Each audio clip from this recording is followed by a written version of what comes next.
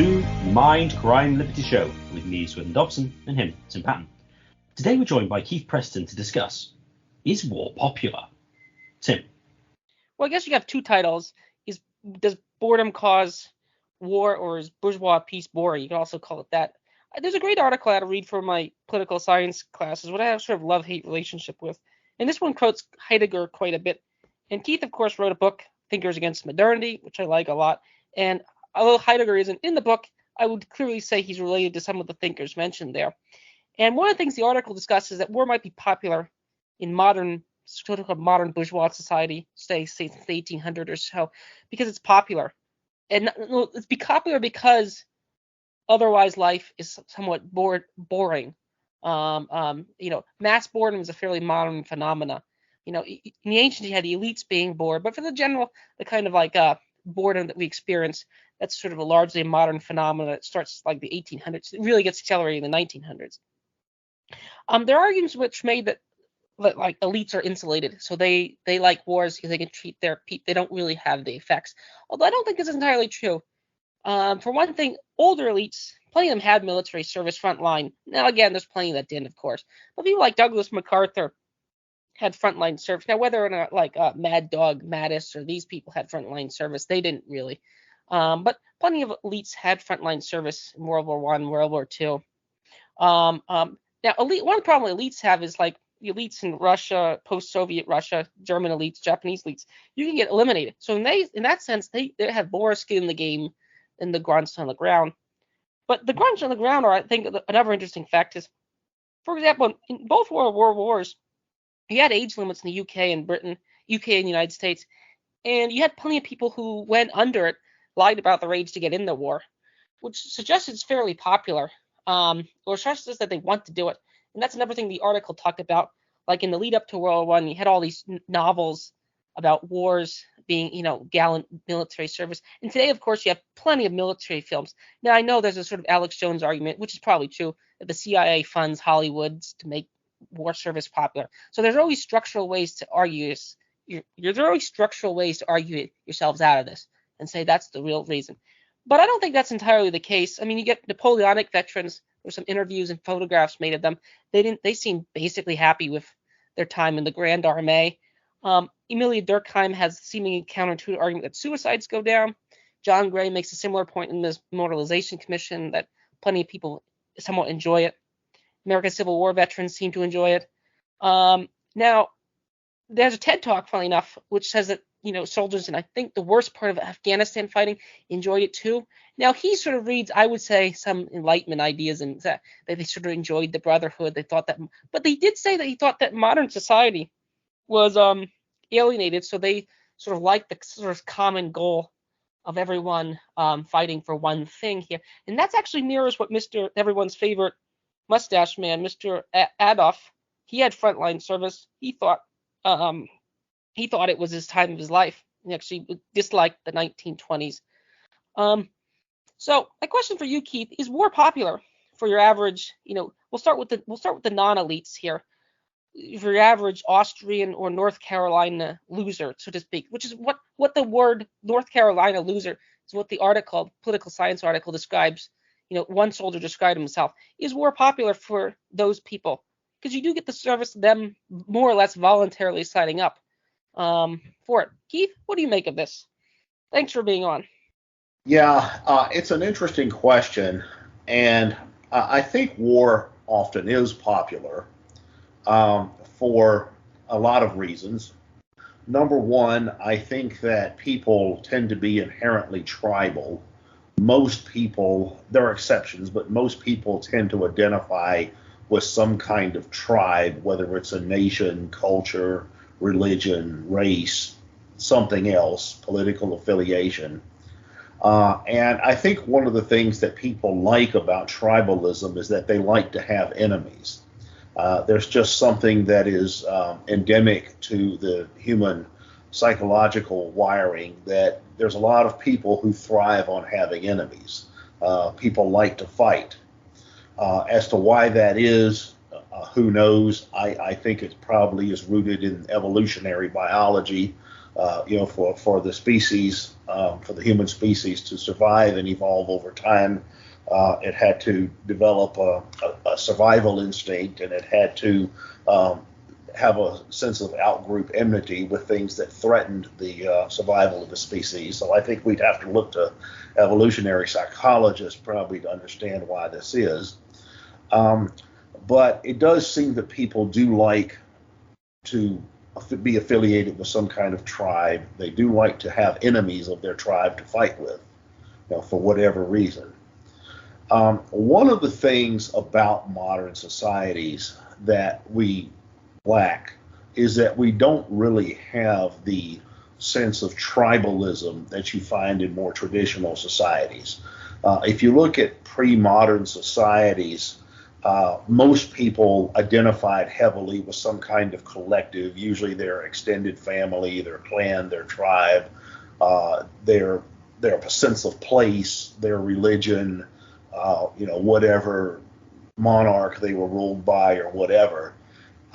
And that gave people, I think, a sense of belonging, a sense of security, a sense of identity. And one of the things that a lot of critics of modernity, a lot of the more, I guess you could say, reactionary or maybe conservative critics of modernity, and as Tim mentioned, I wrote a book about this once. One of the things that they criticize is that they say that in modernity, people have things too easy, that life is not a struggle, and when life is not a struggle, it makes people soft, it undermines human aspirations, it undermines the striving for excellence, it undermines characteristics like nobility and heroism and all of that kind of thing as well. And a lot of the enthusiasm that a lot of people have for war seems to be rooted in that. They seem to view war, combat, conflict as something that provides them with a sense of purpose, a sense of meaning, a sense of heroism, a sense of outgroup enmity. We can speculate on the reasons why that is, but it does seem to be something that meets a certain psychological need that a lot of people seem to have.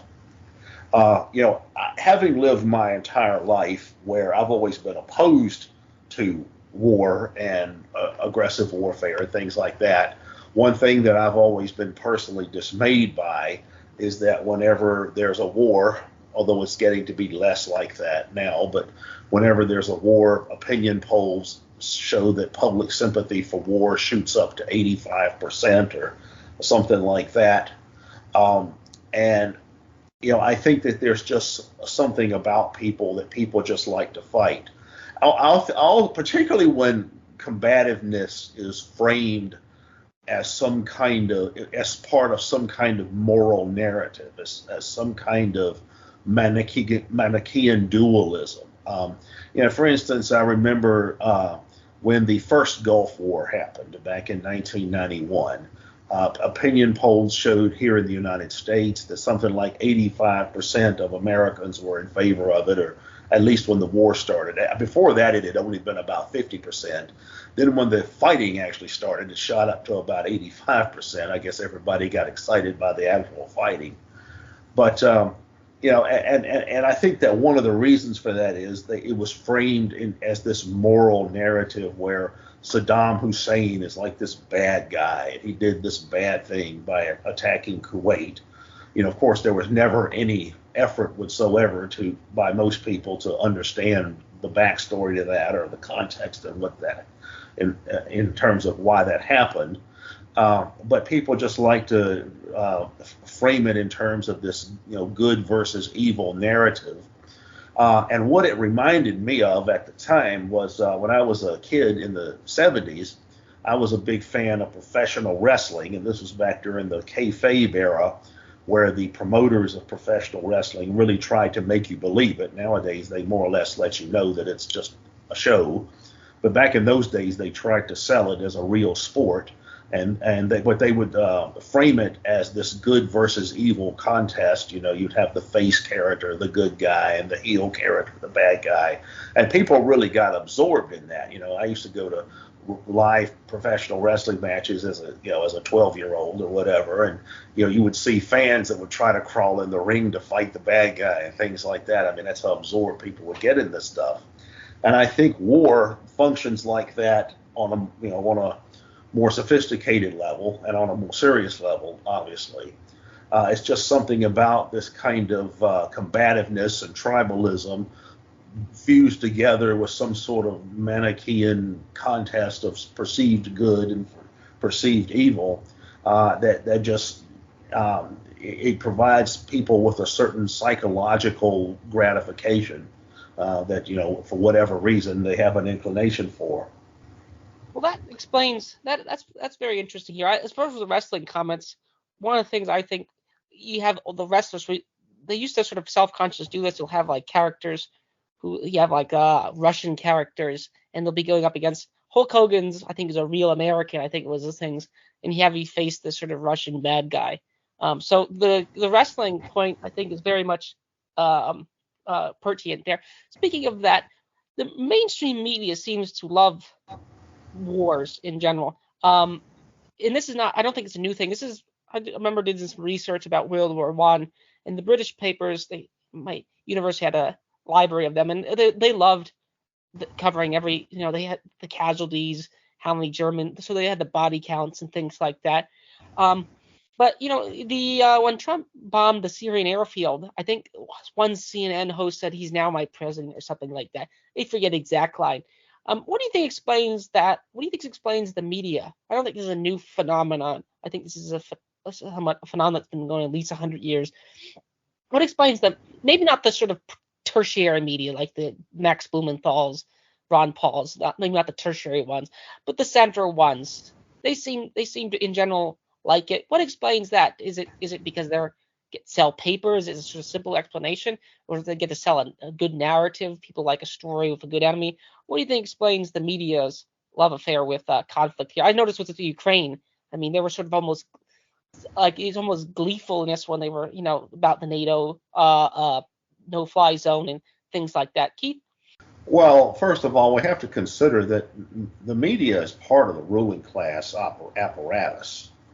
The media serves the same role in modern societies as institutions like the church did in older societies, in the sense that it's an institution that helps define the social and moral norms of the wider society. And the media is not a disinterested party. They're not a neutral observer. What they are is an arm of the actual ruling class itself. And you have to look at questions like who owns the media companies, who has the controlling interest in the media companies, what kind of other institutions are they connected to, whose good graces do they want to remain in. So I would argue that the media, their function is to simply generate propaganda on behalf of the state. Now, that doesn't mean that everybody in the media is just a conscious liar. I think it's probably just the opposite. I think probably most of the talking heads we see on many media channels are probably sincere in what they say. I think that's particularly true of the mainstream media like CNN, MSNBC, Fox. I mean, I don't know about Fox, but ABC, CBS, NBC. I think most of those people really believe in what they say. In fact, if there are actually, when it comes to actual fakers, you probably find that more in the so-called conservative media like Fox. I get the impression a lot of the Fox talking heads are just actors. But I think when you look at most of the people on CNN, for example, I think most of them believe in what they do. But the thing is, the system has a means of screening out people who aren't going to play the game. Obviously, CNN is never going to hire Max Blumenthal to be a primetime commentator. They're not going to hire Noam Chomsky. They're not going to hire anybody that's critical of the narrative that the media wants to spin. So what they do is they hire people who already have the same basic value system and belief system as those who control the media, and even people who might be inclined to be somewhat critical of the existing narrative. Those people know they better keep their mouth shut if they want to keep their job. They know that there's certain lines they can't cross. A good example is back when the second Iraq War started. Back in those days, MSNBC was a fairly new network, and it wasn't the definitively liberal network like it is now. It was more like, I guess you could say it was kind of like Fox News light, although it was never as neoconish as Fox News. But at one point, they hired Phil Donahue to do a program, and they were on the verge of hiring Jesse Ventura. They already had a contract with him to do a program as well. Well, they fired Phil Donahue for coming out against the war in Iraq. And Jesse Ventura came out against the war in Iraq before his program started. And rather than let Jesse Ventura go on the air, they just bought him out of his contract. They paid him what they owed him, millions of dollars, for a 3-year contract they had, and then let him out of his contract rather than let him on the air. That's how much MSNBC wanted to control the narrative about the first Iraq War and prevent anti-war voices from being on their network. Right, now the question is why? Why is it that important to them? Well, the reason is obvious. Because the points of view that are presented on these networks represent the points of view of those who own the networks, who have controlling interest in the networks, and those whom the networks are dependent on for everything from broadcast licensing to access to key information. I think a lot of the networks have connections to the intelligence services and what's called the deep state and all of that kind of stuff. I mean, these institutions, media institutions, don't exist independently of all these other institutions. And that's why you see such enthusiasm for war on the mainstream networks. I do think it's interesting that the one time MSNBC ever said anything good about Trump is when he bombed Syria. And I think that represents the value system of the people who work for and own and operate a network like MSNBC. They basically, share the values of the ruling class and essentially are the part of the ruling class. So they're simply speaking on behalf of their own value system or on behalf of the value system of those who butter their toast. Keith, Randolph Bourne, as you well know, said that war is the health of the state. Do you think this has always been the case? Is it the case that the state is in almost all cases pro-war?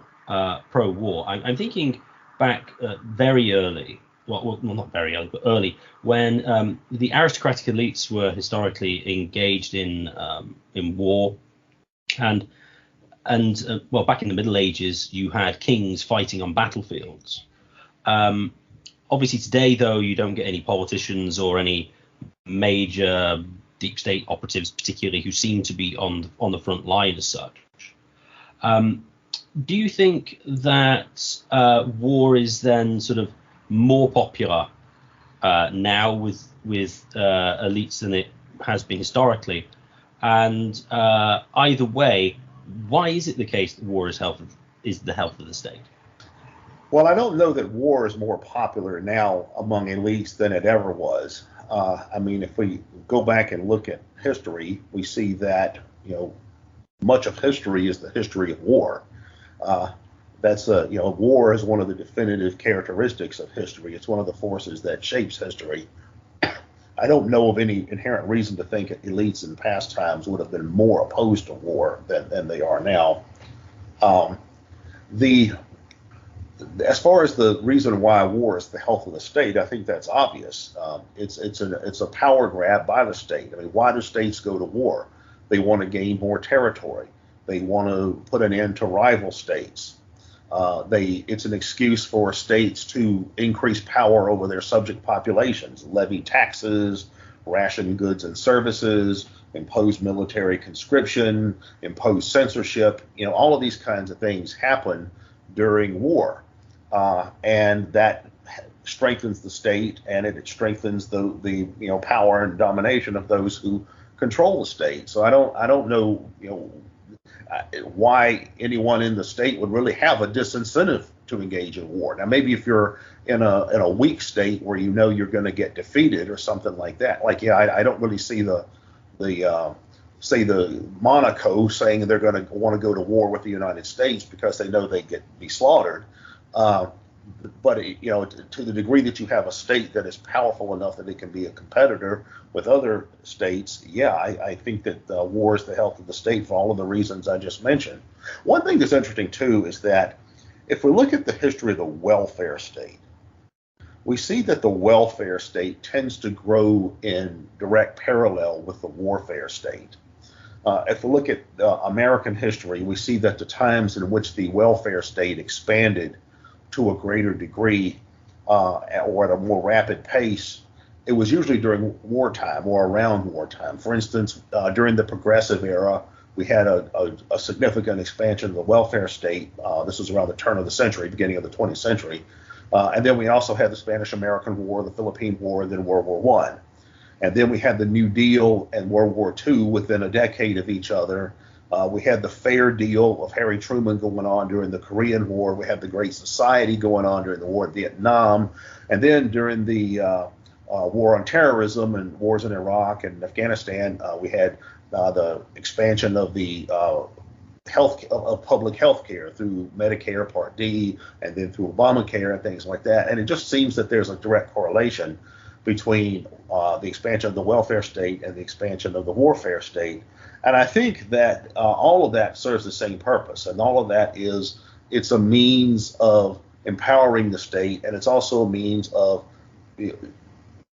inculcating loyalty to the state in subject populations. Like the message that's being sent is, don't you want to be a good American or a good Englishman or whatever? Don't you want to be a patriotic citizen? Oh, and by the way, while we're keeping you safe from terrorism and fascism and communism and all these other things, we're also doing all these good things for you. We're giving you health care and education and bicycle paths and free skateboards or whatever it is you're getting. And so I think there's a direct correlation between those two. I pointed this out to a leftist recently, and he said, I had noticed that, but I always just thought it was a coincidence that the warfare state and the welfare state expand at the same time. Like, no, it's not a coincidence. Yeah, Peter Hitchens and some of the other more paleoconish people make the point that like women only got the right to vote in like France, United States, Germany after World War I. They got sort of in factories, employment, things like that. So lots of progressive causes probably go up with the advent of war. I mean, after the Civil War, you got the first Civil War. You got, I think, income taxes in the United States and things like that. So moving on to more, big picture topics. Perpetual peace. So when asked if elites in the past were more interested in peace, I would say that elites now are more seemingly, now maybe in the Middle Ages they were self-consciously Christian or Muslim or something like that. But elites now there is an idea of like, since Immanuel Kant, of perpetual peace, like the United Nations, League of Nations. This is something that you did have the Congress of Vienna. These are sort of modern institutions that didn't really exist in antiquity or the Middle Ages to the extent they did now. This impulse, I do think, exists now. We have states agreeing not to fight each other. Although of course you just say that's just a Pax Americana, or in the previous case Pax Soviet, Pax Americana, sort of dual Paxes in different parts of the world, and that's probably a more plausible narrative here. But on the other hand, in the peripheral regions, you do see in the past 70 years, maybe the great powers haven't been at war directly, but in the periphery, you've had lots of wars. Like as Neil Fergus would say, the war of the third worlds, where you don't have wars there. So in those areas, wars haven't got out.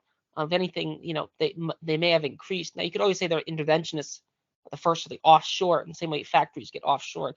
Wars seem to get offshore to places like Syria, places like Afghanistan. But perpetual peace, is perpetual peace, for the elites themselves?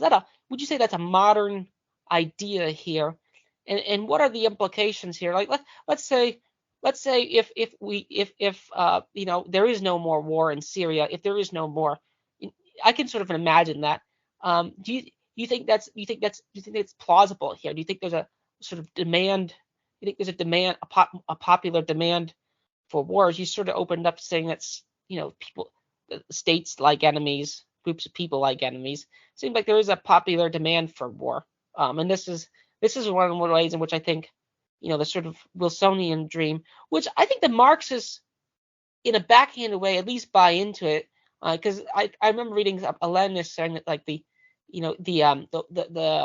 instead of fighting each other, the soldiers of Germany, soldiers of Russia should unite in a trade union against the war. I think that might have been an anti-war. That might be Luxembourg who said that.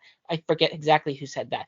But there does seem to be popularity here, and perpetual peace at times seems imposed from the top, like at the Congress of Vienna. Would you take that? Do you think peace is imposed from the top, or do you think peace is more imposed from the bottom? Isn't this a modern idea? Sorry for the scattered question here. It's more of a comment. Do you have any comments on the idea of perpetual peace? Either way. Yeah. Yeah. Well, first of all, we have to remember that during World War II, atomic weapons were invented. And the impact of atomic weapons is that it raises the cost of war to essentially make interstate war cost prohibitive. That I think has been a major reason why we haven't seen more major power wars of the kind we saw during the two world wars, because the weaponry that is available now is so self-destructive, the costs are extremely high. Now, obviously, another reason for the decline in warfare in the 20th century, the latter part of the 20th century, was, as you said, Pax Americana. Right? The United States essentially played the same role in the world as Rome, as ancient Rome, in the sense of being a kind of Hobbesian Leviathan that's keeping the peace in terms of major power warfare. And for a time, you had the Soviet, Pax Sovietus, or whatever it would be called, as well. At the same time, the American state was also itself very warlike. I mean, if you look at the record of American military interventions during the Cold War and post-Cold War period, how many countries have there been that the United States did not invade or subvert or engineer a coup in, or subsidize an insurgency in, or prop up a puppet ruler or something like that? The number of countries where the United States did that probably reaches into the hundreds. We did have the United States as this kind of Pax Americana during the second half of the 20th century on into the early 21st century, and only in the last few years has that started to decline. And now we're moving in more into a multipolar world like we had prior to World War I. But I think, though, in the case of the United States, I think that the Vietnam War was an extremely pivotal time period. I've often said that the anti-Vietnam War movement is probably one of the most important movements in American history. And the reason I say that is because it had the effect of delegitimizing imperialist war in the eyes of ordinary Americans in a way that you wouldn't have seen before. The long-standing impact of the Vietnam War on American culture, even now 50, 60 years later, is that Americans typically will not accept international warfare if there's any cost to themselves.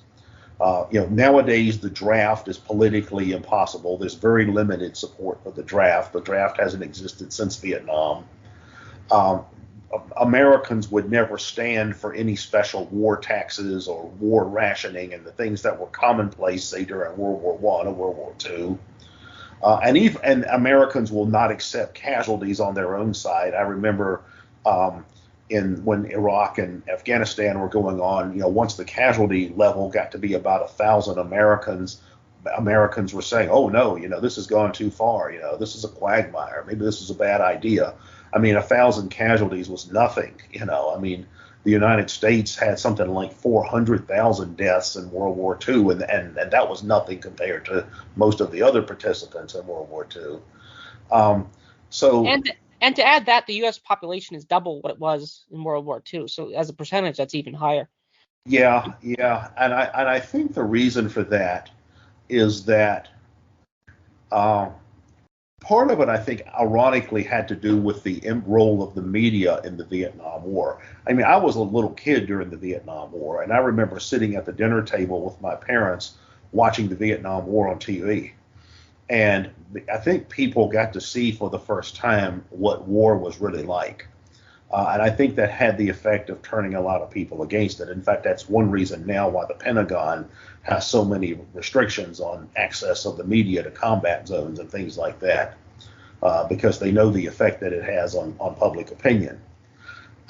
So I think that also, starting in the 1960s, for the first time in history, we had post-scarcity societies. Like if we go back and look at the old left, the left as it was before World War II, what was the old left worried about? It was the labor left. They were worried about bread and butter issues, economics. If we look at the left that came out of the post-war era, what were they worried about? Well, they could have cared less about economics. They were worried about civil rights, gay rights, women's rights, environmentalism, and opposition to the Vietnam War. All right, so the point being is that when you live in a post-scarcity society where most people have bread and butter, then you can start worrying about other issues. And I think you had a lot of people in the 1960s and 70s who, for the first time in history, had lived in a relatively affluent society. I think the United States was a society during that time period that for the first time in history we had a working class that could live like an upper middle class.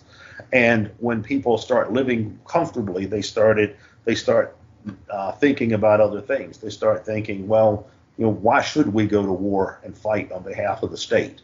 Why should I want to get killed in Vietnam or Afghanistan or Iraq or somewhere like that? I think that's one of the effects that the circumstances of that time period had.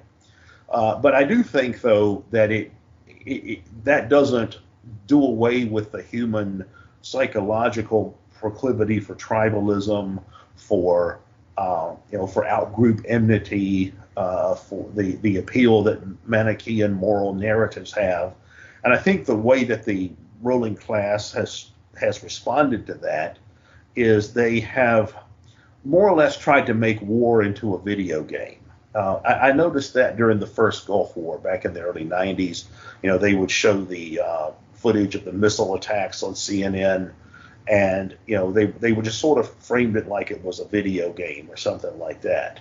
And that's kind of how they sell it now. Like I've talked to people who are military veterans and combat veterans about this, and they say in the U.S. military now that most of the heavy lifting is done by the special forces, the very elite special units, or by foreign troops, or by mercenaries like the Blackwater or whatever it's called now, Academy. Those are the people that do the real fighting, or it's done with technology. It's done with drones and that kind of stuff.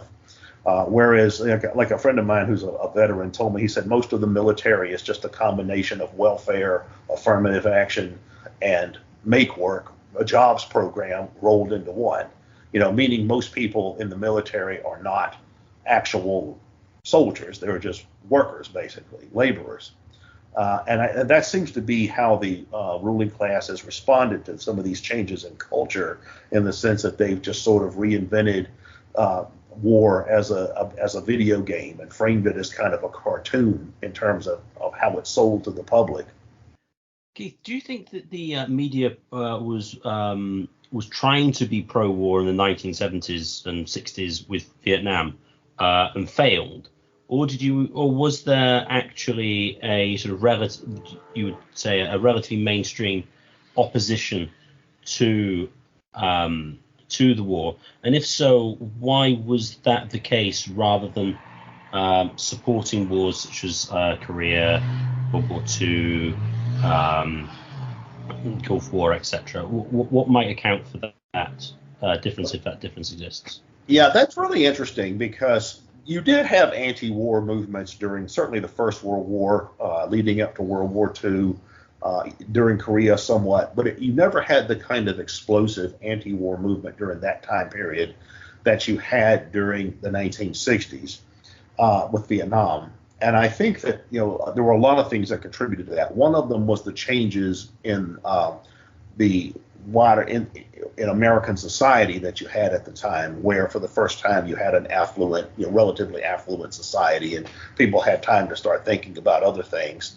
I also think television was a big thing. Vietnam War was really the first war that was ever on television, and I think people got to see a glimpse of what war was like from television that they didn't get from, say, the old newsreels and that kind of thing from the previous wars. So the technological changes, the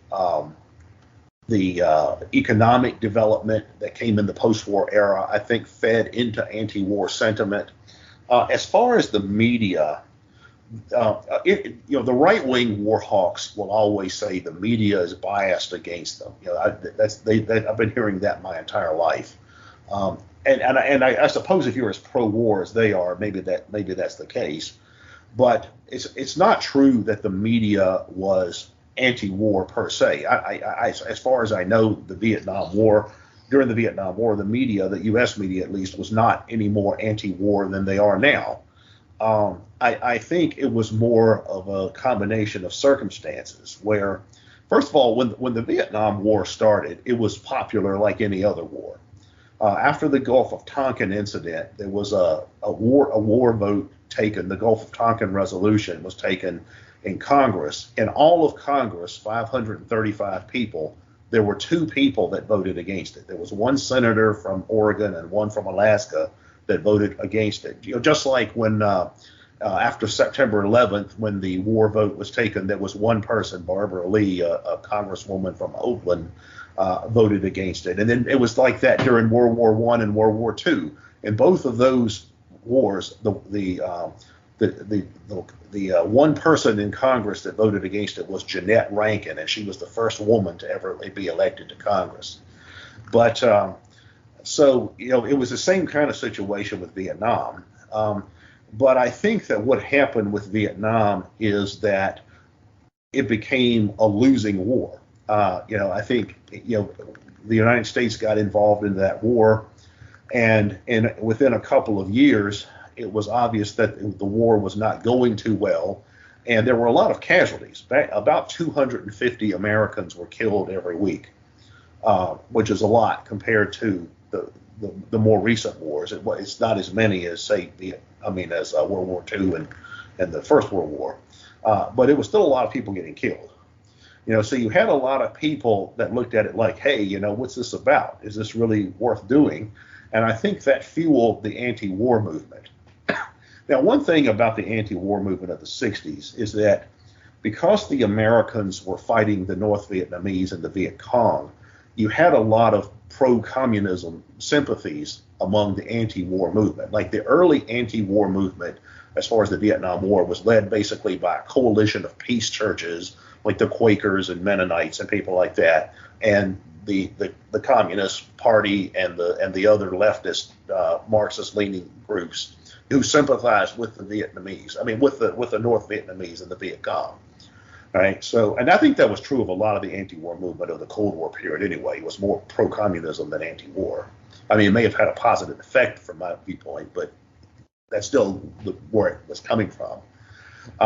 So I think that all of these things converged. You had because the United States was fighting a leftist government and leftist insurgencies in Vietnam. Leftist elements in the United States started organizing the Vietnam War movement. Because the war did not go well and lots of Americans were getting killed with no end in sight, the war started becoming unpopular. Because of the combination of cultural and economic and technological circumstances that converged at the same time, that just happened. All of those factors together just sort of made the anti-war movement happen. And that movement, I believe, has had a very long standing impact, and in a way that still endures today. And I think it's something that the ruling class here in the United States is embarrassed by, because one thing I've noticed is that nowadays it's fashionable for the elites to memorialize and commemorate all of these figures from the past who were leaders in the rights revolutions. Like we have a Martin Luther King national holiday. He's considered a national icon. He's like the second George Washington.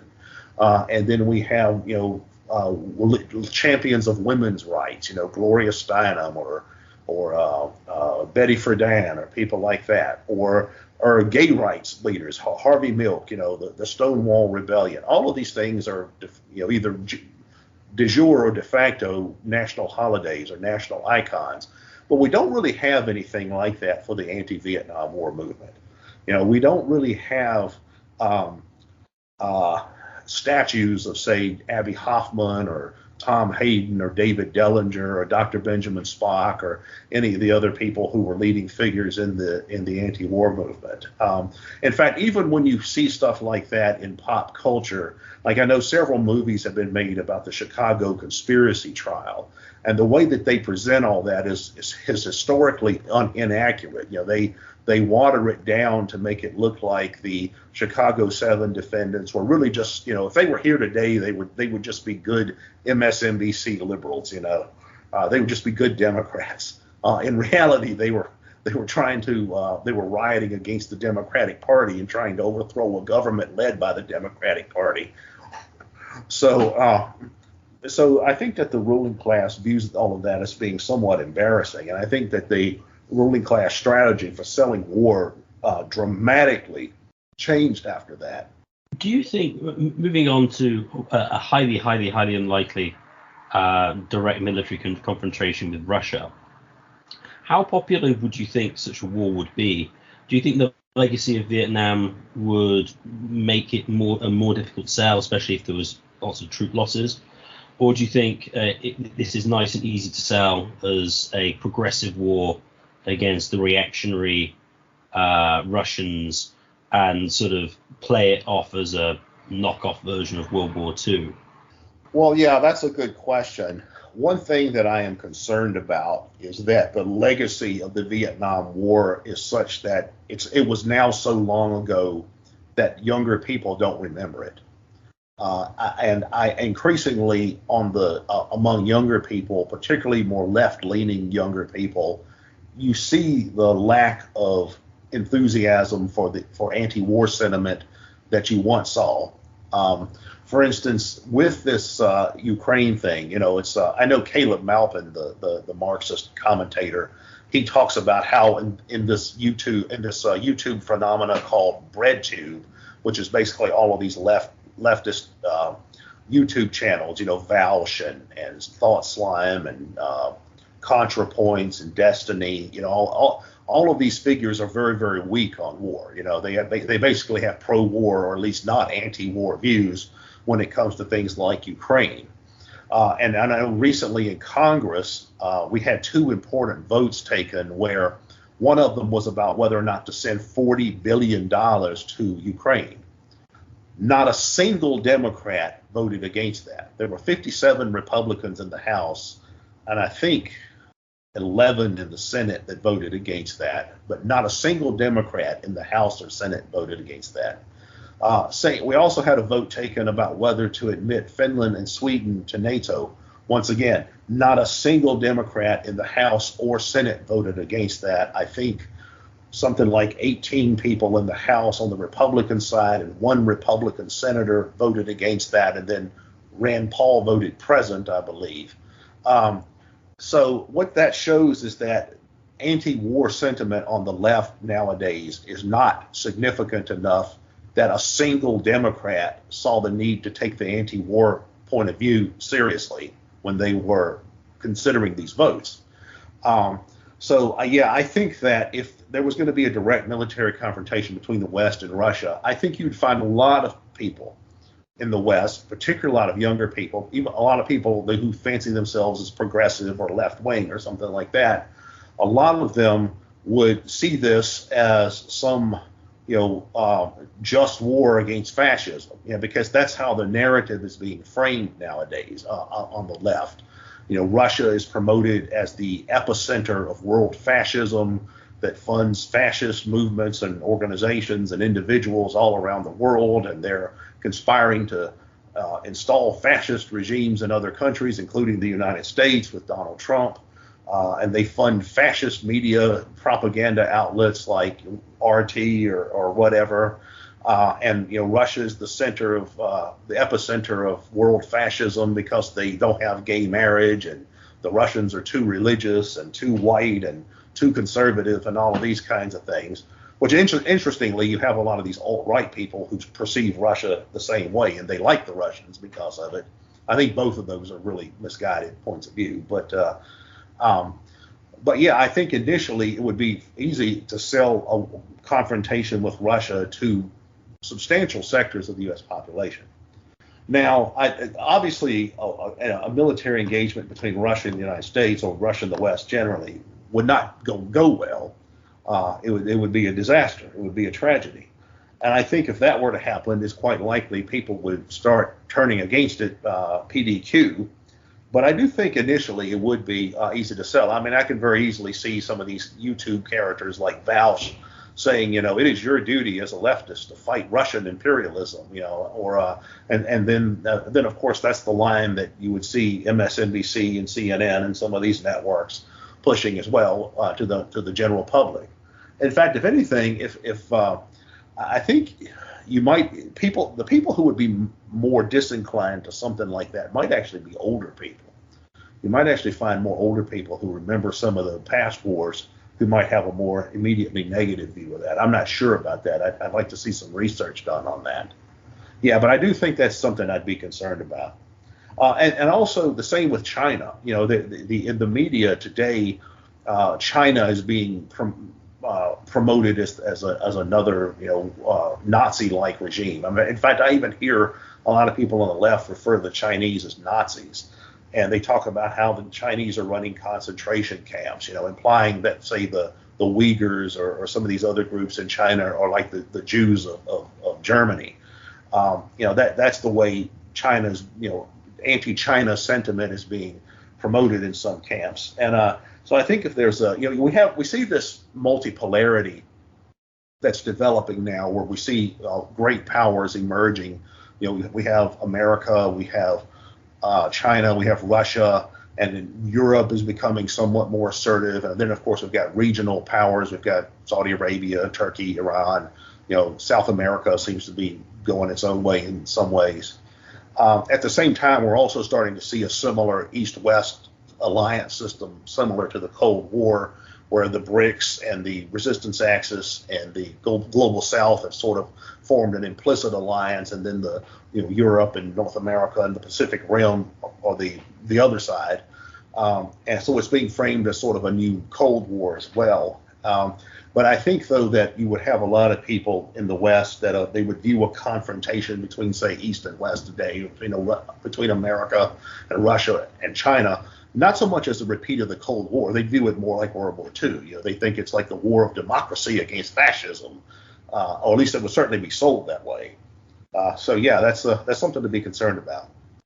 Oh, I would agree that would probably be fairly popular, because like you get people like Christopher Hitchens, who, what's interesting to remember from him is now, he's had his neocon turn, and he sort of was defending against his paleocon brother. He was defending the Iraq war, and he was doing it on grounds of the support.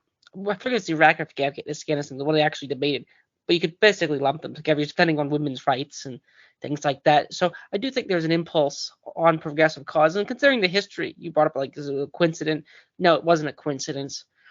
There does, progressive causes. You could easily get Medicare for all, or, you could shove all sorts of things through in a military bill, just like the COVID bill. You got lots of other causes there. So there is a sort of desire for that. So moving on to the final question here, what would make war less popular?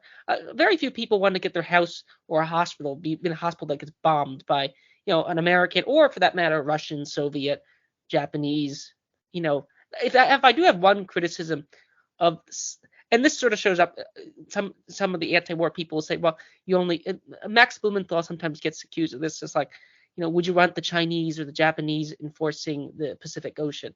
Well, first of all, let's get to that point before we talk about it. It's still more or less a hypothetical. Neither of them have a particularly blue water navy to do it. But even if they did, there might be the argument in favor, get sort of competing dictatorships model where maybe it's better if you have society, different polities that people can move around and they have to compete with each other. There is an argument to be made that it's actually better. Unipolarity is actually bad, and that multipolarity. It's like Iraq.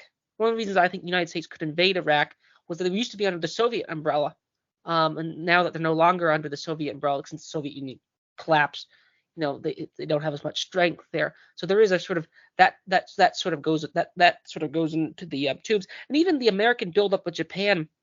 There's a movie in MacArthur, and there was a lot of people that wanted to more or less enforce a Carthaginian peace on Germany and Japan after the war. But it was funny enough, MacArthur, who was tasked with running them as a dictator, wanted to keep the emperor, wanted to keep the existing elites. I mean, this is sort of much different than like Libya. They sort of just kept the elites because they're like, we don't want to run this society. We'll just run it through sycophants of, so we want to fight the Russians. So there is having enemies might be a feature, but to make war less popular, what could be done to make war less popular? As I say, no one wants to have, most people, even if you talk about like, the macho, that kind of stuff, you could probably design institutions of like violent combat or like that. You just have games and things like that. You could probably design that, you have extreme sports, and things like that to replicate it. And you do see in bourgeois society, you do see, the rise of like parkour and extreme skateboarding and things like that. People do, think all sorts of things like that, and particularly men. But, there's most people seem to lose from wars. Like America, as good economists good right-wing economists, I would say, will point out that America did not come out of World War II richer. It just destroyed all its rivals. So it's richer, but in a sense, it's only richer, like the military Keynesian lie. It's only richer because, it doesn't have France or Germany competing against them, which is, oh, well, that's great. But, once Japan and their economies come back online, now it's, the same game. So it doesn't seem like for most people it's in their interests. Maybe there's a psychological interest. What would make war less popular? Having more anti-war media, having people experience it. Like what would make it on a general level, or was that impossible task? It seems to be, useful at least. Keith? Well, the two things you mentioned there at the end, I think, are helpful. One is having more anti-war media, and that's one thing that's come about with the advent of the internet and social media and all of that. It's now possible to get information about these kinds of things outside mainstream media and mainstream journalism. One of the reasons why you see so much hysteria by the power elites, by the establishment over the internet supposedly spreading disinformation and fake news and conspiracy theories is because the cat's out of the bag. It's harder for elites to control the narrative, and they want to be able to control the narrative. So that's a big part of their hysteria over supposed fake news or disinformation and all of these things. That's not to say that there's not plenty of quackery on the internet and in alternative media. Obviously there is. That's not the thing that really upsets the powers that be. So I do think more anti-war voices is a good thing. But also, if the more people experience war, the more they tend to think it's a bad idea. I know when Ron Paul was running for president, one of his primary sources of support came from active duty military people. He was particularly popular with active duty military people. And I had someone ask me once, they asked me a very foolish question. They said, why would military people be in favor of an anti-war guy like Ron Paul? And I'm like, well, because they prefer life over death. They're the ones who are actually going to be doing the fighting or have been doing the fighting. They're the ones that are actually at risk. For everybody else, it's a video game. It's just something on TV. So yeah, I think that's a part of it. I think that you know, the more accustomed people become to what really goes on in the war, they're more likely to think it's not a good idea. That was one of the things that happened in World War One. During World War One, you know, that was the biggest war in history at that time point. At that time, and it followed multiple decades of relative peace in Europe. And I think one thing that made a lot of people enthusiastic about World War One is that they really had forgotten what war was like. And not only that, but they weren't prepared for what war was going to be like in the 20th century, when you actually had mustard gas and machine guns and fighter planes and all of the kinds of things that developed in the 20th century. So yeah, I think, you know, a combination of having more anti-war voices and having more people being aware of what really happens in war is a good thing. I mean, I think this helps influence public opinion away from this kind of thing. Thanks for joining us, Keith. It's been very interesting. I'd now just like to thank everyone for listening. If you enjoyed this podcast, please share it with your friends and family, and subscribe to us on Podbean on YouTube. The more subscribers we get, the higher we get in the search rankings, and the more people can access this material. And if you'd like to contact the show for any reason at all, please contact us at mindcrimelibetyshow@gmail.com. That's mindcrimelibetyshow@gmail.com.